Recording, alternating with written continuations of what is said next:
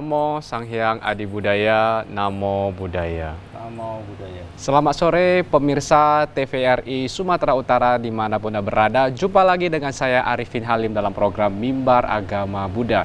Program ini terselenggara berkat kerjasama Lembaga Medcom dari Majelis Budaya Indonesia Provinsi Sumatera Utara dengan TVRI Sumatera Utara. Pada sore hari yang berbahagia ini, kita akan membahas sebuah topik yang sangat menarik. Namun tentunya bagi pemirsa TVRI Sumatera Utara yang nantinya ingin bertanya, silakan melalui nomor interaktif di 0811 6100386. Saya ulangi sekali lagi di 0811 6100386. Sore hari ini kita akan membahas sebuah topik yang menarik dan penting untuk kita bahas secara bersama, yaitu internalisasi Dhamma. Dan pastinya kita sudah berhasil mengundang seorang narasumber.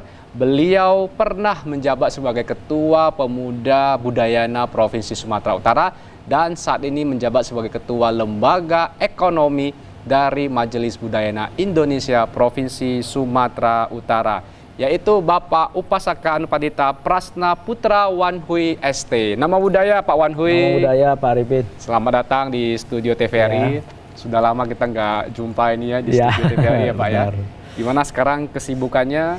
Apa saja nih Pak Wan Hui? Masih seperti biasa, ada kegiatan di luar, ada usaha, kemudian ada kegiatan-kegiatan di Majelis Budayana seperti itu. Ya di majelis saya lihat ini Ketua Lembaga Medcom ya Pak ya? Iya. Berarti spesial untuk bagaimana mengatur ekonomi di majelis supaya berjalan baik dan lancar. Ya benar. Iya. Nah Pak Wan Hui, ini sebenarnya topiknya menarik sekali, yaitu tentang internalisasi Dharma. Pastinya kan masih banyak pendengar ataupun penonton yang bertanya-tanya sebenarnya apa sih makna dari internalisasi ini dan hubungannya dengan Dharma, karena mungkin masih asing ya di telinga sebagian besar umat Buddha ini kata internalisasi. Barangkali Pak Wan Hui boleh bantu kasih tahu sebenarnya apa itu internalisasi dan koneksinya dengan Dharma itu bagaimana Pak Wan Hui? Ya boleh. Jadi para pemirsa TVRI yang saya cintai, pada hari ini kita membahas topik mengenai internalisasi Dhamma.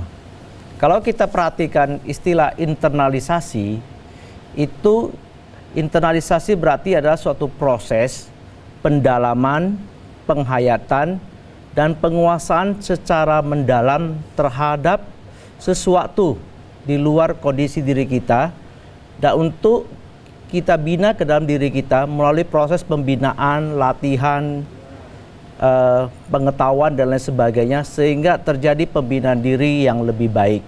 Karena di dalam internalisasi itu ada istilah isasi itu. Isasi itu adalah merupakan suatu proses. Jadi di sini kita mengajak semua umat Buddha untuk memahami dan mendalami Dhamma itu lebih baik. Saya ada kutip satu ungkapan dari Majjhima Nikaya ke-19. Majjhima Nikaya itu saya ceritakan sedikit ya. Itu merupakan bagian dari Sutta Pitaka.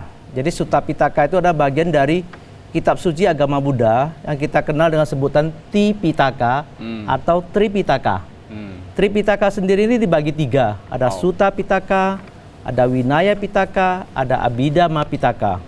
Jadi Majjhima Nikaya ke-19 ini merupakan bagian daripada Sutta Pitaka. Ini saya nggak jelaskan tentang sutranya apa ya, suta-suta, jadi waktunya tidak mencukupi. Jadi dalam suta ini dikatakan, apapun yang sering dipikirkan dan direnungkan oleh seseorang, itulah yang akan menjadi kecenderungan pikirannya. Jadi apapun yang kita pikirkan dan kita renungkan setiap hari hal-hal tersebut, itulah akan membuat kecenderungan daripada pikiran kita. Pada akhirnya akan membuat sikap kita, perlakuan kita berdasarkan kecenderungan-kecenderungan yang kita pikirkan. Maka di sini pentingnya internalisasi, penghayatan ataupun pendalaman terhadap Dhamma. Mengapa penghayatan begitu penting? Karena Dhamma ini adalah ajaran yang diajarkan oleh seorang guru agung kita, yaitu Buddha Gautama. Beliau itu ada seseorang yang turut mencapai pencerahan maha agung. Jadi apa yang diajarkan itu ada sesuai dengan kondisi kenyataan daripada apa yang harus kita ikuti. Kadang-kadang kalau pikiran kita, seringkali kita merasa apa yang kita rasa baik belum tentu baik. Apa yang kita rasa buruk berdasarkan dhamma kadang-kadang itu baik seperti itu. Jadi itu pikiran-pikiran manusia itu kadang-kadang terjadi permutarbalikan fakta atau terdistorsi. Jadi pemahaman itu kita harus memahami. Jadi ada berapa 3 aspek yang sering berkaitan untuk masalah internalisasi dhamma itu. Yang pertama adalah pembahasan ataupun latihan untuk mempelajari dhamma itu sendiri. Yang kita katakan dalam proses parietik dhamma. Parietik dhamma ini begitu penting karena di situ ada kita proses belajar. Belajar dari mana? Yaitu belajar daripada kitab suci agama Buddha itu sendiri, Tripitaka. Mungkin kalau zaman-zaman 10-15 tahun lalu kita akan sangat kesulitan sekali ya mengambil kitab-kitab suci yang berbahasa Indonesia. Iya, karena dominannya bahasa Inggris. Bahasa Inggris, ya. Bahasa Pali, mungkin ada bahasa dari negara-negara Buddhis lainnya. Iya, itu sangat kesulitan. Tetapi zaman sekarang ini gampang sudah sekali. Banyak sekali itu kitab-kitab suci yang sudah diterjemahkan ke dalam bahasa Indonesia. Bahkan ada kitab-kitab suci kalau Anda search di media sosial di Google atau dari sebagainya, itu kitab suci ada beberapa yang sudah diterjemahkan langsung dari Pali ke bahasa Indonesia. Dia tidak mengalami proses ke Inggris dulu baru ke bahasa Indonesia. Jadi proses itu sudah berlangsung. Itu yang pertama, parietik itu demikian penting. Mengapa kita harus belajar? Belajar itu kita memahami bagian-bagian itu mana yang Anda rasa bisa untuk menyangkut kehidupan Anda. Anda tidak butuh belajar segian banyak. Karena kitab suci agama Buddha itu demikian banyak. Belum lagi Sutta Pitakanya ada beberapa bagian, Vinaya Pitaka beberapa bagian, Abhidhamma beberapa bagian, kemudian ada kitab komentarnya yang menceritakan tentang sutta ini, ada kata-kata, ada tikanya dan sebagainya, demikian banyak. Sehingga itu kita tidak bisa mempelajari. Jadi Anda itu bisa mempelajarinya berdasarkan mana sih kebutuhan Anda. Kebutuhan Anda itu yang mana yang harus Anda pelajari sehingga sutta-sutta ataupun ajaran-ajaran Buddha yang Anda pelajari itu akan sangat membantu di dalam proses untuk membuat penghayatan pemahaman terhadap ajaran Buddha itu menjadi lebih baik sehingga kehidupan itu bisa menjadi lebih damai dan sejahtera. Ya. Yang kedua adalah pati-pati. Pati-pati ya. Kalau Anda sudah pelajari itu, kalau Anda tidak melaksanakan itu namanya omong kosong. Ya, istilahnya tong kosong nyari bunyinya. Ibaratkan Anda sakit ke dokter, dikasih resepnya Anda simpan di lemari. Itu tidak Anda laksanakan. Jadi ada beberapa orang mengatakan, ya Anda laksanakan aja tanpa perlu mempelajari. Itu juga salah. Karena pada saat contohnya demikian. Kalau Anda ingin berdana, memberikan dana, sesuatu kepada anggota sangga atau melakukan dana, Anda harus lakukan dengan pikiran yang tenang atau dengan pikiran yang bersuka cita. Kalau Anda tidak memahami dhamma, Anda akan melakukan dengan pikiran yang tenang.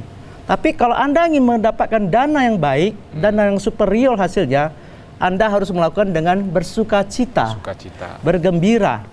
Dari sebelum memberikan dana, setelah memberikan dana, dan setelah memberikan dana, ketiga masa ini harus lakukan dengan bersuka cita. Itulah salah satu pemahaman yang sangat penting.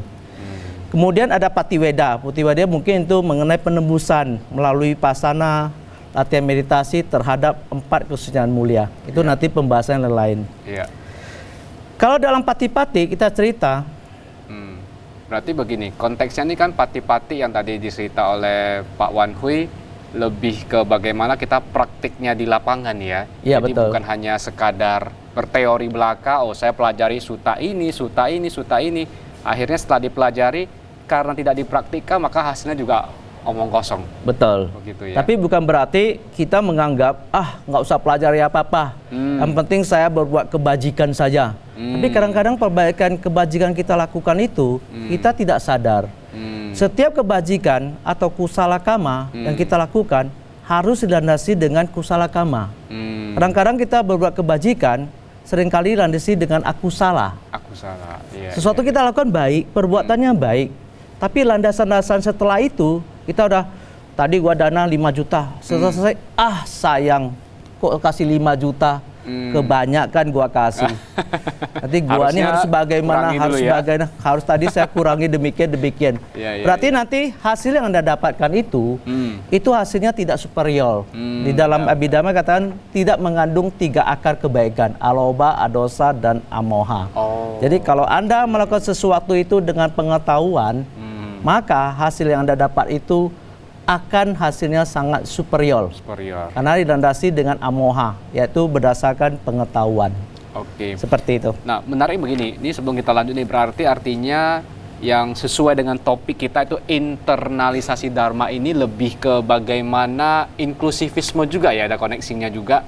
Kita melihat ke diri sendiri, bagaimana karakter kita, bagaimana praktik kita, supaya nanti kita setelah mengerti apa yang kita pelajari, kita bisa memberikan inspirasi bagi orang lain. Itu berarti bisa koneksi ke sana juga. Itu bagian pengembangan daripada internalisasi.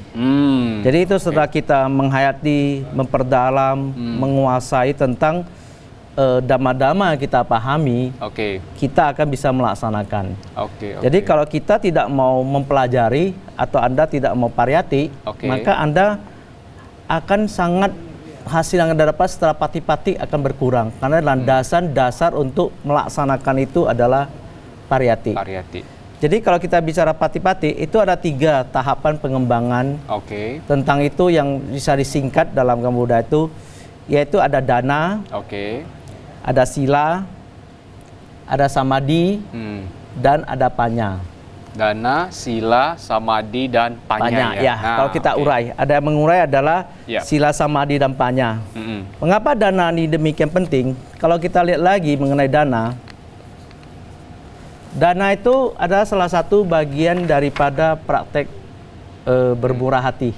Yes, benar. Jadi praktek bermurah hati, kalau kita melihat daripada dasa punya kiryawatu, 10 landasan untuk berbuat kebajikan, dana itu adalah merupakan bagian yang nomor 1. Nomor 1 malah dana dulu ya? Dana dulu. Yang kalau kita lihat daripada 10 kesempurnaan atau 10 parami, dana juga nomor 1. Mengapa dana selalu dikaitkan dengan nomor 1? Karena dana itu adalah praktek yang paling gampang dilakukan oleh semua orang. Jadi landasannya itu nomor 1, paling gampang kita melakukan proses dana kepada makhluk-makhluk yang membutuhkan atau kepada untuk proses pengembangan daripada Buddha Dharma itu sendiri. Ini menarik. Berarti sebagai seorang umat Buddha, seyogianya kita harus belajar bagaimana melakukan dana yang baik, dana yang benar, tepat sasaran. Sebelum dilakukan juga kita harus bersukacita. Pada saat kita proses melakukan juga bersukacita, dan akhirnya kita juga harus bersukacita ya, seperti itu ya. Nah ini kita akan bahas lebih detail lagi. Tapi yang paling penting begini, berarti inti dari internalisasi yang saya coba tangkap di awal tadi adalah teori itu penting untuk awalnya. Setuju ya berarti Pak Wahyu ya? Teori itu penting sehingga nanti setelah kita belajar dari buku-buku Dharma, baik dari kitab suci, kitab komentar tadi ya, sutta, beberapa sutta, kita punya satu kompas kehidupan yang bisa mengarahkan kita, oh ini jalannya benar nih, ini jalannya nggak benar nih. Kurang lebih bisa lebih ke sana ya Pak Wahyu. Ya. Tapi saya tadi lupa menyampaikan juga bahwa saya mempelajari bukan cuma dari kitab-kitab ya, daripada guru-guru kita, yaitu para anggota sangga, daripada bante-bante, ataupun daripada pandita-pandita lain sebagainya, untuk melakukan proses pendalaman terhadap Buddha Dharma itu sendiri. Berarti memang yang orang yang kita percayai, yang memang punya punya kemampuan dalam hal Dharma ini yang bisa kita ajak diskusi ya, itu bisa menjadi satu pedoman juga di luar dari kitab suci yang memang siogianya kita harus pelajari itu. Oke, baik pemirsa TVRI, kita akan lanjut untuk pembahasan ini karena sebentar lagi kita akan menyaksikan sebuah persembahan lagu dari adik kita yang cantik, yaitu Kelly Ellis Tanari dengan judul lagu Melodi Kehidupan. Selamat mendengarkan.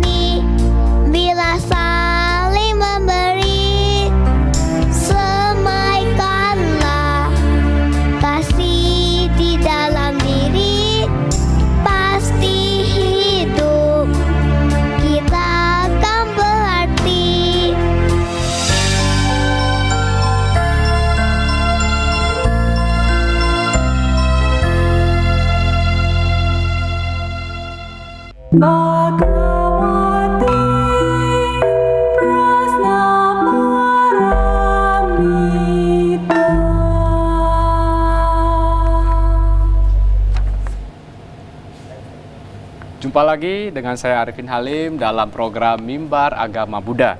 Tadi kita sudah mendengarkan sebuah alunan lagu yang sangat indah sekali, yaitu Melodi Kehidupan dengan sebagian liriknya yaitu peduli sesama, tebarkanlah cinta.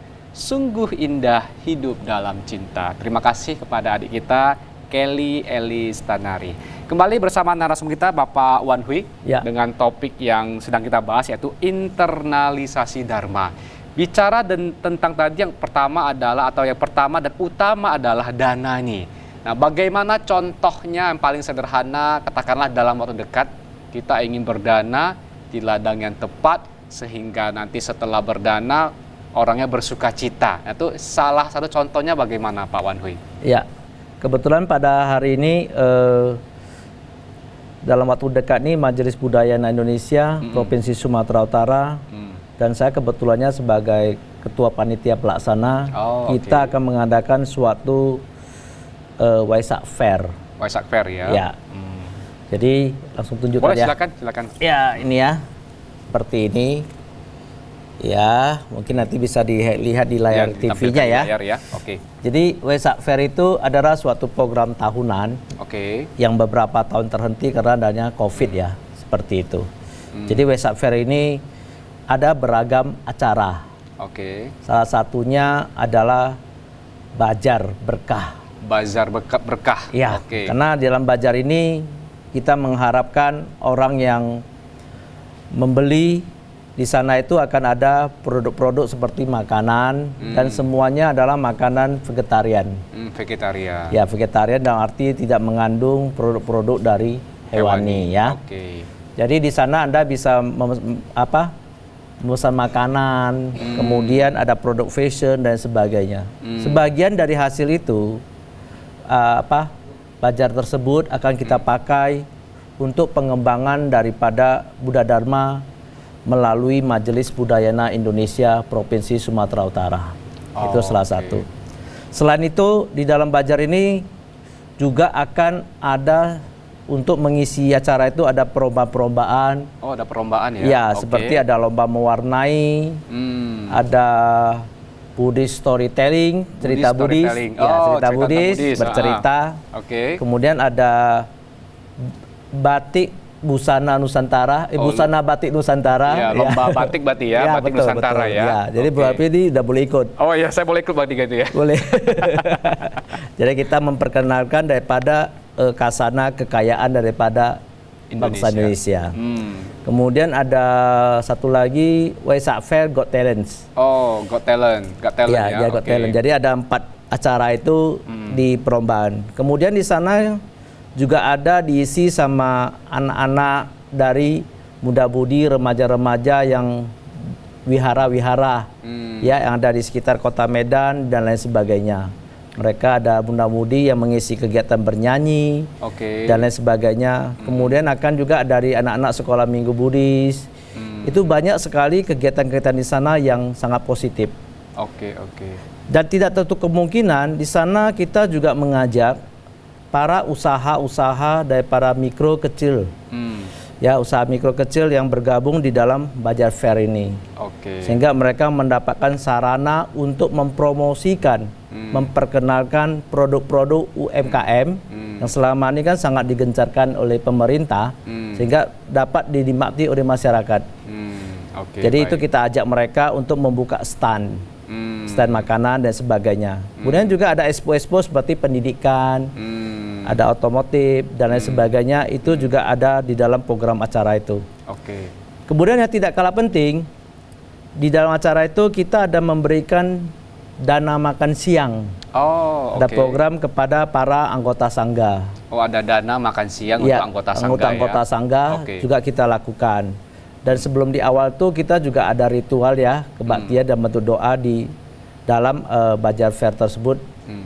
Kemudian ada pengguyuran Pratima Buddha, karena ini kebetulan Waisak.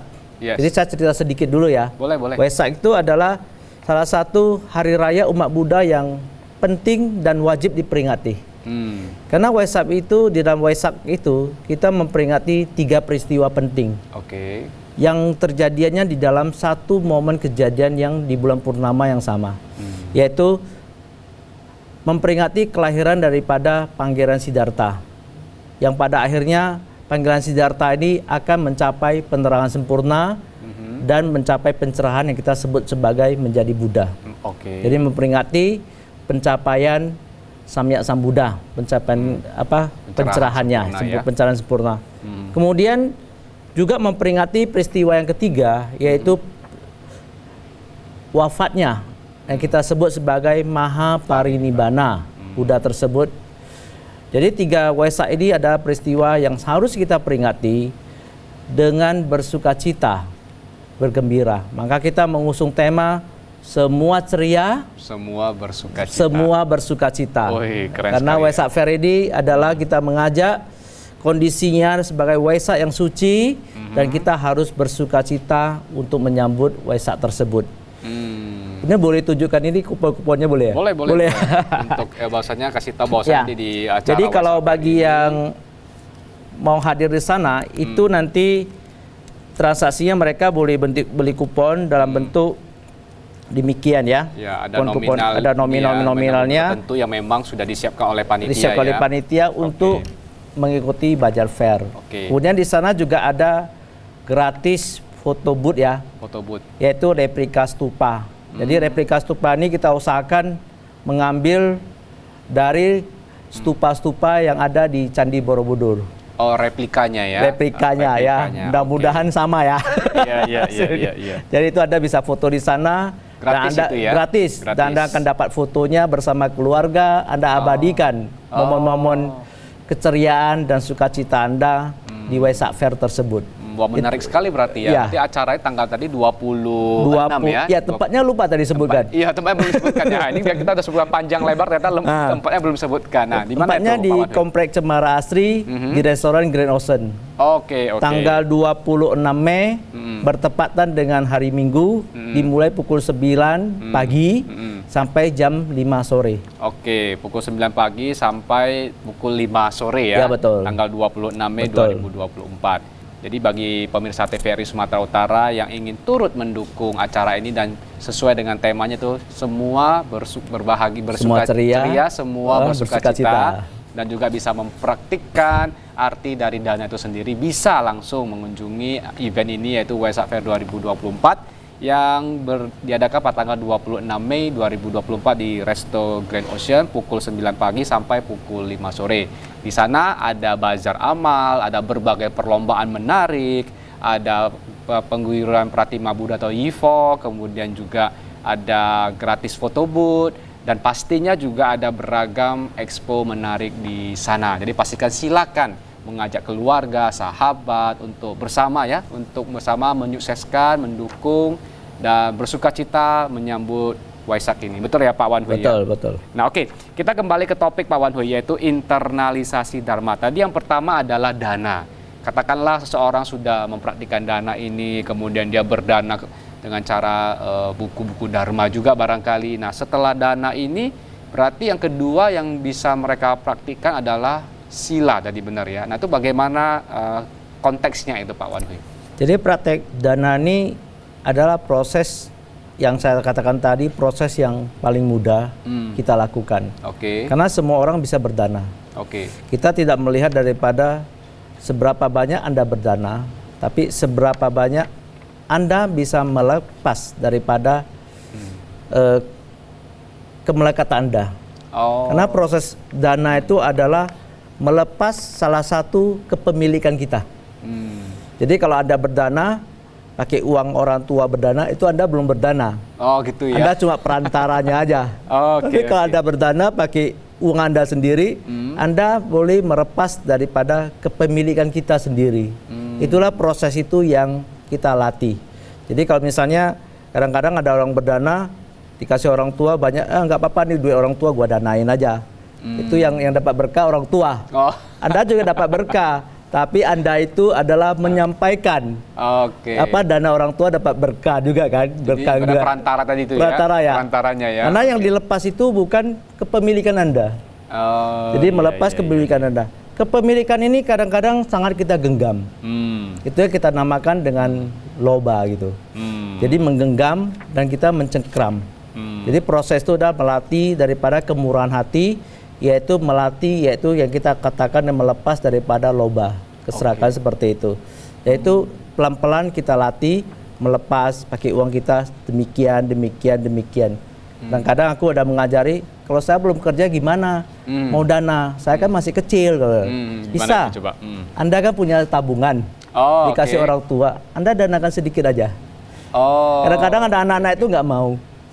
Kalau dilatih dada itu, sayang nanti saya mau beli mainan, mau beli ini, mau beli handphone, mau beli itu dan sebagainya, itu agak repot. Yaitu dilatih melepas daripada salah satu kepemilikan kita, itu proses berlatih.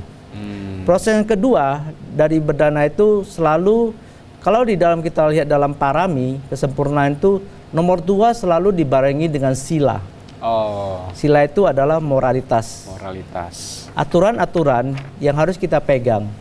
Karena Anda berdana dengan sila yang baik, dengan perilaku yang baik, dan hasil apa yang Anda danakan didapatkan dengan cara yang baik, itu akan memberikan kontribusi ataupun berkah yang lebih baik, akan lebih superior. Anda berdana dengan hati yang bersukacita, dan pada saat itu Anda sedang berlatih melakukan sila. Maka ada beberapa, kita sering diajarkan oleh guru-guru kita, oleh para anggota sangga sering mengajarkan kita, pada saat Anda sedang melatih meditasi, ada dengan pikiran tenang dan sebagainya, dan pada saat itu Anda mencapai kondisi sila yang baik, atau Anda lagi melaksanakan sila dengan baik, Anda lakukan proses dana, maka itu hasilnya akan sangat lebih superior daripada dana tersebut. Berarti artinya kita kalau berdana juga tentunya harus dibarengi dengan sila yang baik. Jadi hasilnya itu bisa jauh lebih maksimal. Kemudian juga orang yang berdana juga hatinya tenang, bisa lebih bahagia, bersukacita, dibanding kalau kita dana itu tapi silanya itu masih katakanlah kurang bagus, maka secara hasilnya juga belum begitu maksimal. Tapi semua tetap ada hasil. Karena apapun yang kita lakukan, sekecil apapun, setiap niat baik tetap ada hasil. Seperti Anda banding, kalau Anda makan satu buah apel, kadang-kadang ada apelnya yang Anda beli itu, Anda makan itu buahnya bagus, warnanya bagus, apelnya wangi, setelah Anda gigit rasanya renyah, wangi, dan tidak ada ulat-ulatnya. Itu adalah dana-dana berkah Anda terima sangat superior. Tapi kalau kadang-kadang makan apel itu buahnya udah rusak sebagian, ada yang sudah penyok-penyok kulitnya, kemudian ada yang berulat dan sebagainya. Anda terima juga makan apel, tapi tidak sempurna seperti itu. Jadi ini melatih proses-proses pemahaman seperti itu bisa Anda dapatkan kalau Anda melakukan suatu proses internalisasi pemahaman, penghayatan terhadap dhamma itu dengan baik. Dan ini semua pada akhirnya akan memberikan manfaat kepada diri kita sendiri. Ini salah satu poin ya daripada proses internalisasi dhamma. Nah ini juga hal yang harus dipahami dan diketahui oleh pemirsa TVRI dimanapun berada, karena tentunya walaupun kita ingin berdana harus dibarengi dengan perilaku yang baik, sila yang baik, sehingga pada saat nanti kita setelah berdana otomatis juga hasilnya bisa lebih maksimal. Ibarat tadi seperti yang sudah disampaikan oleh Pak Wan Hui, yaitu makan sebuah apel ya.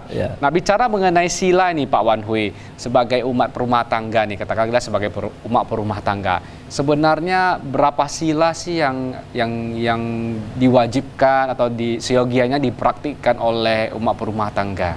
Nah, itu mungkin boleh cerita singkat gitu Pak Wan Hui. Kalau dalam umat perumah tangga, di dalam murid Buddha itu ada 2 jenis ya. Satu yaitu yang menjalankan kehidupan sebagai pertapa, Pabajita, yang kita kenal dengan anggota sangga. Kita sebut Bante, itu adalah umat menjalankan, mereka melakukan sila dan peraturan-peraturan winaya yang lebih banyak daripada umat perumah tangga. Kalau umat perumah tangga ini hanya disarankan menjalankan 5 sila sebenarnya. 5 sila saja kita ya? Pancasila. Di samping 5 sila itu, dia adalah 1 panatipata, jangan melakukan pembunuhan. kedua adinadana, berusaha menghindari pencurian, ketiga kamesumi cacara, berusaha menghindari daripada bubak susila, empat musawada, dan musawada sebenarnya bukan tidak berbohong, kata-kata kasar dan sebagainya, menghina, memfitnah dan sebagainya. Kemudian yang kelima ada surameraya majapahit tanah. Itu yaitu menghindari sesuatu makanan atau minuman yang menghilangkan kesadaran atau kita sebut dengan memabukkan. Oke, berarti sebagai umat berumah tangga yang diwajibkan untuk dipraktikkan yaitu Pancasila Buddhis tadi itu yaitu panatipata, melatih diri menghindari pembunuhan makhluk hidup, kemudian adinadana, melatih diri menghindari pencurian tadi pencurian atau barang-barang yang memang tidak diberikan pada seseorang. Kamesumi cacara ketiga ini melatih diri menghindari perbuatan asusila. Kemudian keempat tadi adalah musawada menghindari diri dari perkataan kasar, yang menghina, berbohong, yang berhubungan dengan bisa menjatuhkan karakter orang juga barangkali di sana. Betul. Dan yang terakhir adalah surameraya majapahit, yaitu menghindari diri dari makanan dan minuman yang bisa melemahkan kesadaran. Jadi mungkin bukan hanya alkohol saja ya. Saya kira sekarang banyak makanan-makanan yang juga bisa buat orang ketagihan, buat orang sampai lupa keadaan, itu juga termasuk merah juga ya. Jadi selain itu di dalam umat Buddha itu kan ada satu namanya Hari Uposatha. Hari Uposatha, Uposatha itu sangat dianjurkan untuk melakukan 8 sila. Kita kenal dengan Atangga Sila. Yaitu pertama panatipata, kedua adinadana, ketiga abramacharya aja dia. Jadi dia beda sama kamesumi, dia lebih tinggi dari penghidupan suci. Kemudian ada musawada, ada surameraya, ada wikala bojana, makan di waktu yang tepat. Kemudian ada itu tidak mendengar tari-tarian nacagita wadita, di sedada-dada. Kemudian ada lagi tidak tidur di tempat tidur yang mewah dan sebagainya, ucak sayana mahasayana, seperti itu. Itu yang lebih tinggi lagi ya? Ya, itu ada pelaksanaan dianjurkan pada saat lunar kalender biasa kita ambil ya. Itu tanggal 1, 8, 15, dan 23. Kalau bahasanya CI Capgo, CP Japsa gitu ya. Betul. Baik, kita akan lanjut nih Pak Wanwi, karena sebentar lagi kita akan menyaksikan persembahan lagu dari adik kita yaitu Jill Kalista Jingga dengan judul lagu Hari Ini. Selamat menyaksikan.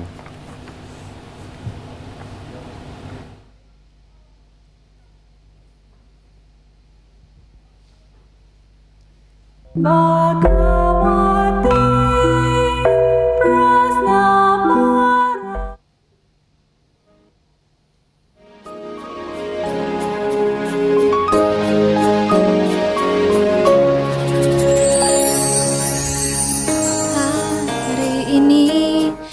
Langkahkan kakiku dengan ceria, penuh bahagia hari ini.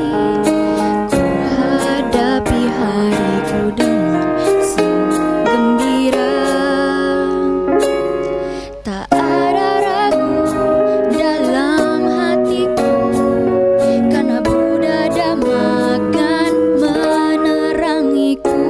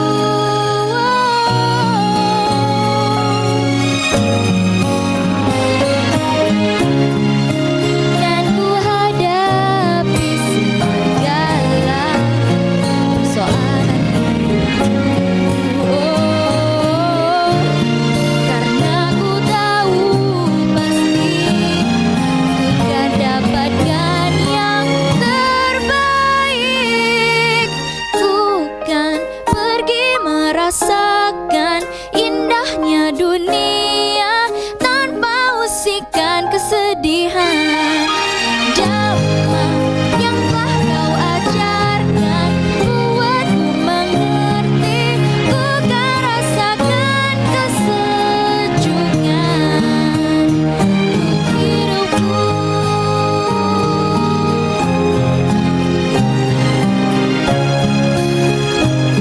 Bisikan kesedihan,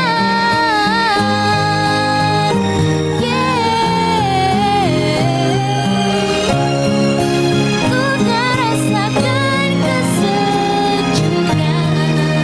untuk hidupku.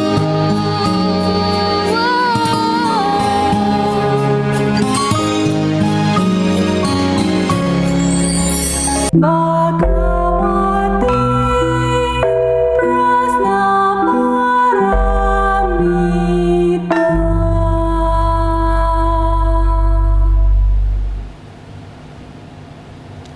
Masih bersama saya Arvin Halim dalam program Mimbar Agama Buddha. Tadi kita sudah mendengarkan lagu dari adik kita dengan sebagian liriknya sangat menarik, yaitu tak ada ragu dalam hatiku karena Buddha Dharma kan menerangiku.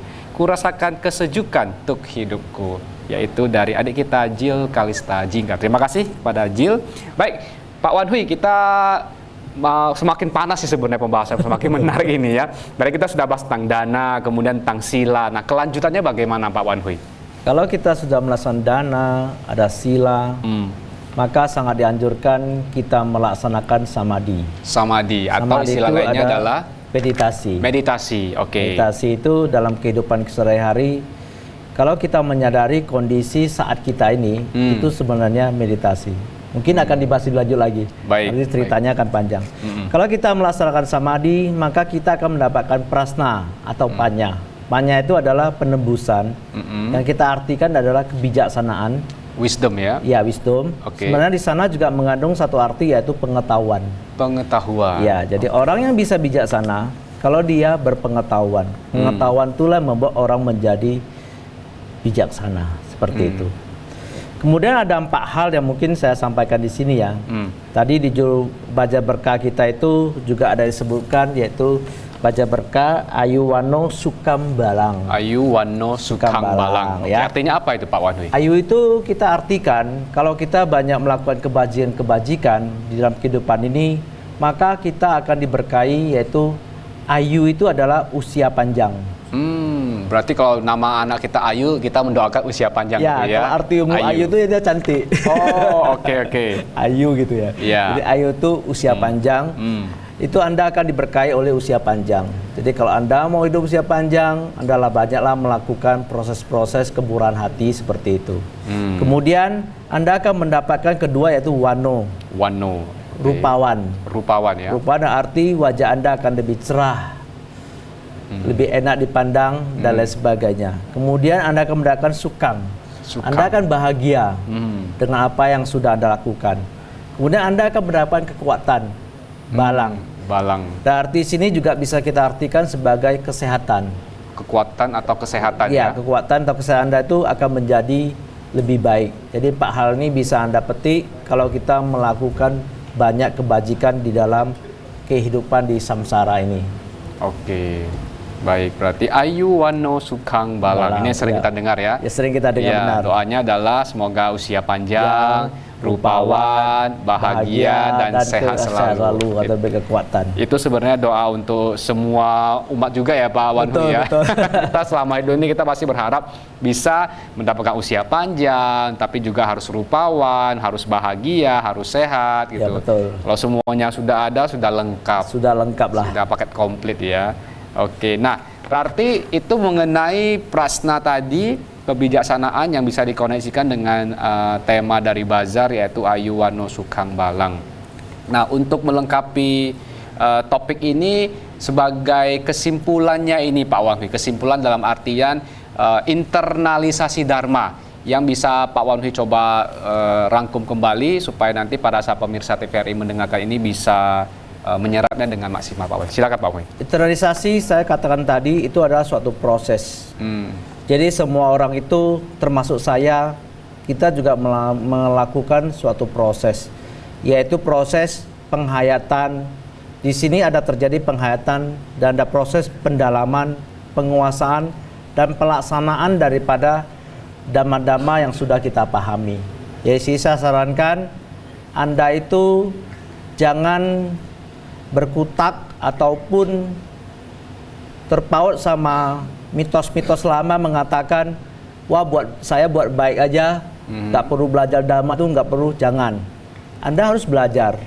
Karena bagaimanapun kehidupan Anda ini tidak ada mau belajar, kehidupan yang akan datang, Anda juga harus belajar lagi dengan dhamma-dhamma dari Sang Buddha dengan dhamma-dhamma yang sama, seperti itu. Jadi, lakukan proses belajar dan lakukan proses internalisasi terhadap diri kita dengan dhamma-dhamma yang Anda sudah pelajari, seperti itu.